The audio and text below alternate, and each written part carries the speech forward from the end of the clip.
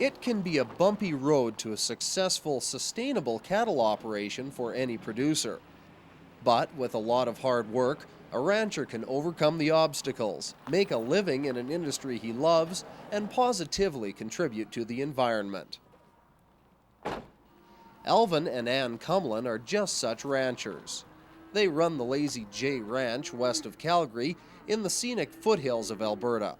Well, my great-grandfather homesteaded here in 1885, came from Ireland in 1882, and got to Fort Calgary and liked the looks of this country.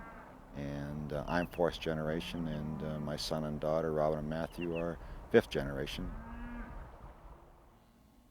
The Lazy J Ranch operates on just over 6,300 acres of land and a cow herd of approximately 350 head. The stocking rate on the Cumlin's range is only moderate. In fact, the land could sustain more. But Alvin has always been a believer in the stewardship of his native grassland and doesn't think a few more head would necessarily benefit his bottom line. It gets into that catch-22 scenario. From a cash flow point of view, yes, we should have more cows to cover the expenses that are coming, but then to me it's paramount that we take care of this grass. We prefer to have that balance where we have a good grass carryover, because next year it could be a lot drier than this year, and also what we can manage physically with the labor that we have.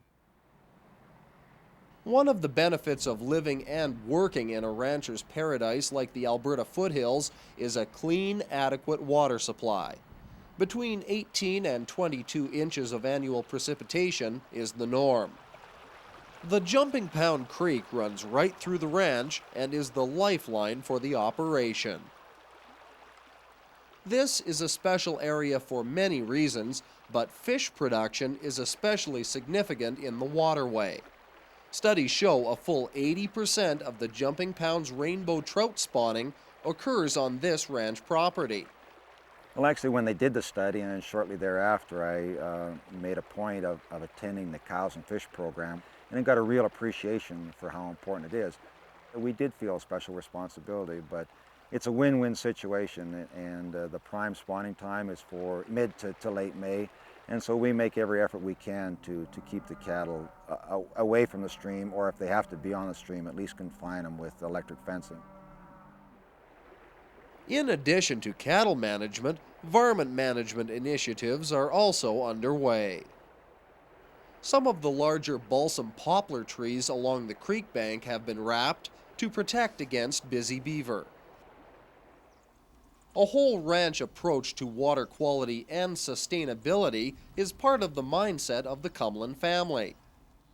And when it comes to coexistence between ranching and the environment, there is no question to Alvin that they go together, hand in hand. I often tell my friends that I'll be glad to take a glass of water from my downstream boundaries, and you take a glass of water from below the city of Calgary, and we'll see who would drink which one. I know I drink my glass of water.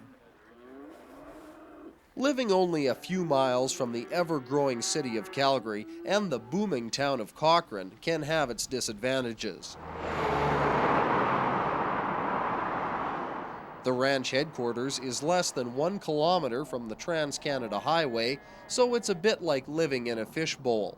I honestly believe that the people outside looking in at that fishbowl will like what they see there, and it's going to be our challenge, and I guess my children's challenge and their children's to keep telling them the story that cows are environmental friendly, and they're the right thing to have here.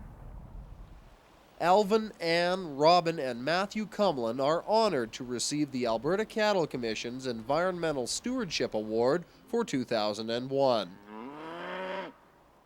However, they say they can't take all of the credit for the health and quality of their area.